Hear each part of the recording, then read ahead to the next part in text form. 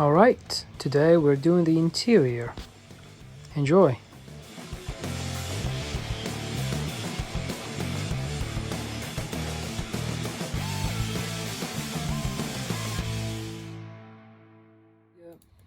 I've extracted the surrounding surfaces, so literally just the boundaries that I need to work within, and the main features like the steering columns. This is where the topper or the IP would be, in fact, eventually. And then I create the surfaces in a suit called Shape Style Freestyle. This is it, freestyle. So all I have to do is just create a surface, and then with the control points you can just change the feature of it, you know, all these points, heights and troughs and lows. You can control those with the control points.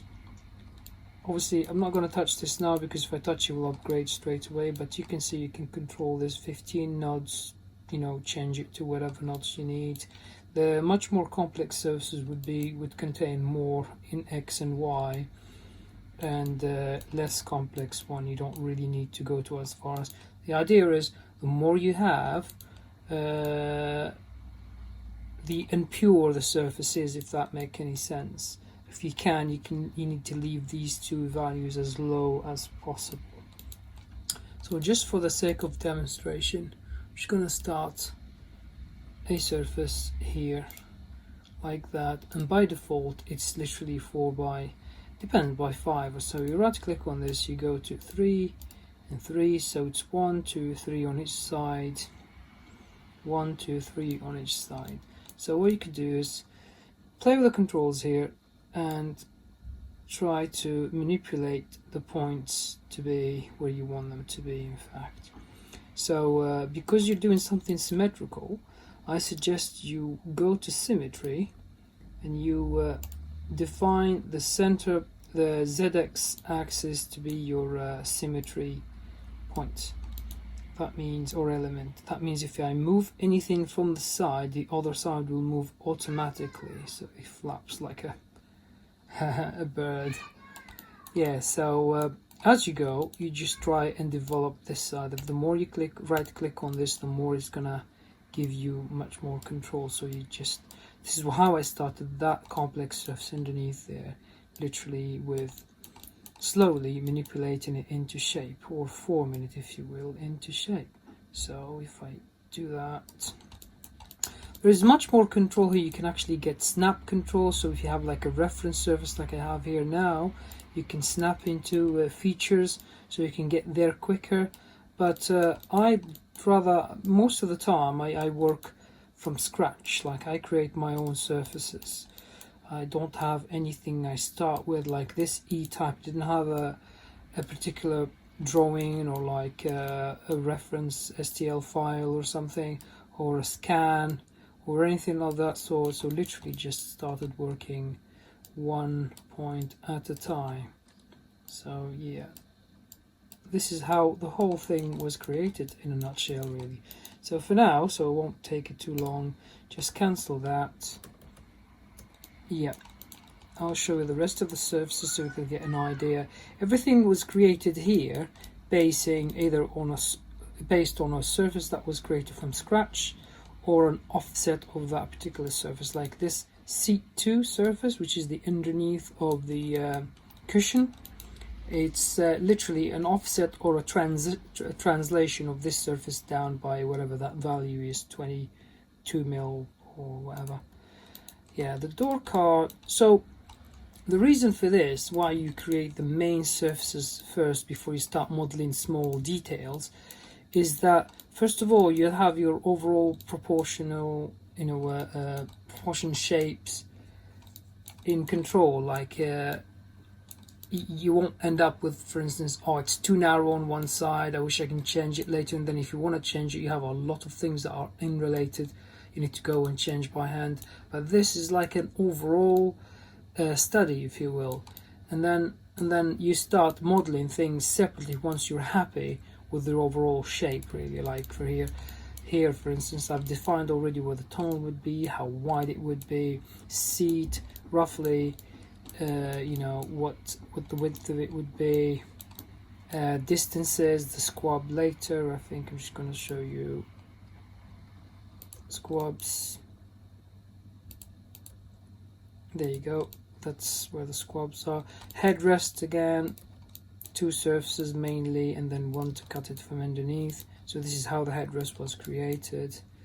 If I show the whole surfaces, it will be like a big mishmash of things, but you can see when I will toggle on and off between the different parts, you'll see how things are still confirming to where, you know, where the finished article, if you will, is. So if I show this now, and I'm just gonna scroll up to the main,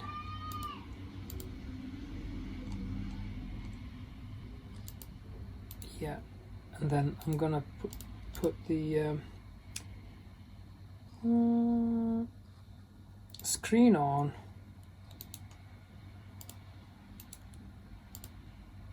I'm gonna put the valance, actually headrest, cushion, squab. This is the finished articles turned into solids, if you will. IP, door inner, steering wheel. Actually the steering wheel was created different. It wasn't surfaces from control point, it was simple surfaces in a GST. Generative shape design, for those who don't know this. Wheel, door handle, airbag, no, fence, top console, tunnel, and gear shifter. The tunnel is hidden, I'm just gonna unhide that. So if I toggle back now to the interior, you could see the surfaces that we're used to create the finished bits and pieces. So that's how it was created, for those trying to investigate a bit further.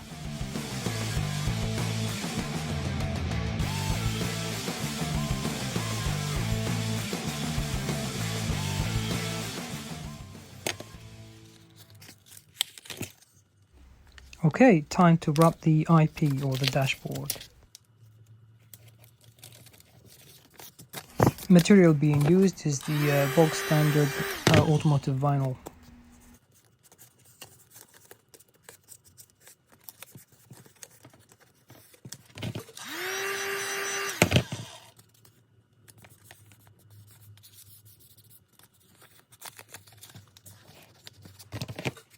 You can control the amount of stretch or contraction by applying heat, as you can see.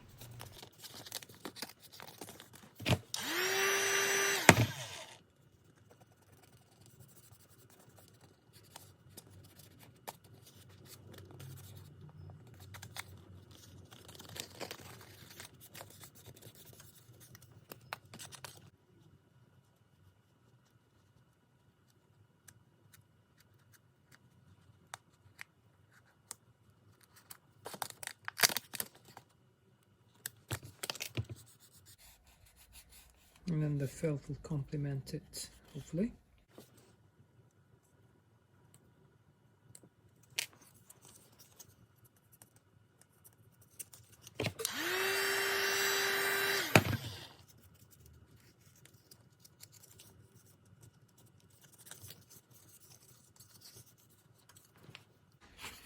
Right, my plan for this is to heat it up a bit, glue it on, see if that works. So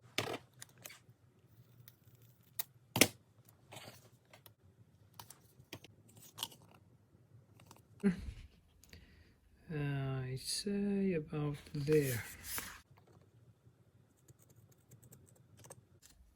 Seems to have worked.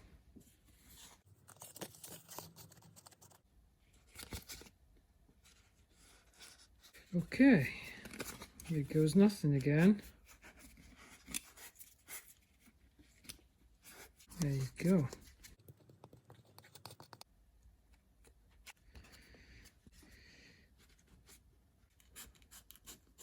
Closer.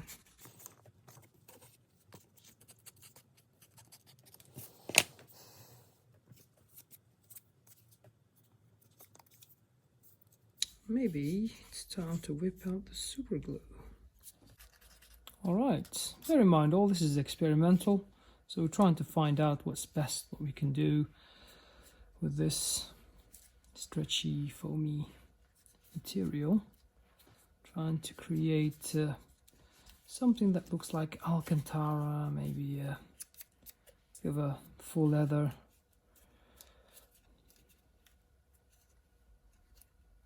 It's funny you say faux leather, faux is French and leather is English. They work beautifully together, faux and leather.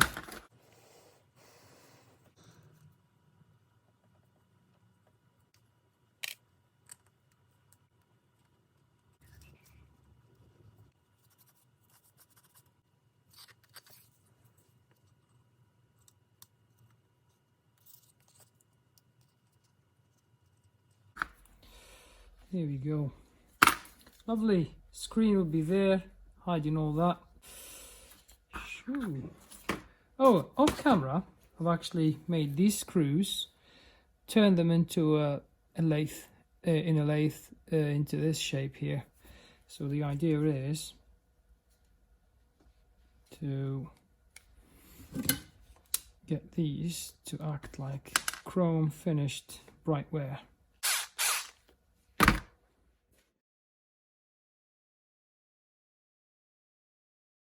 Alright, there you have it. That's a wrap for the IP.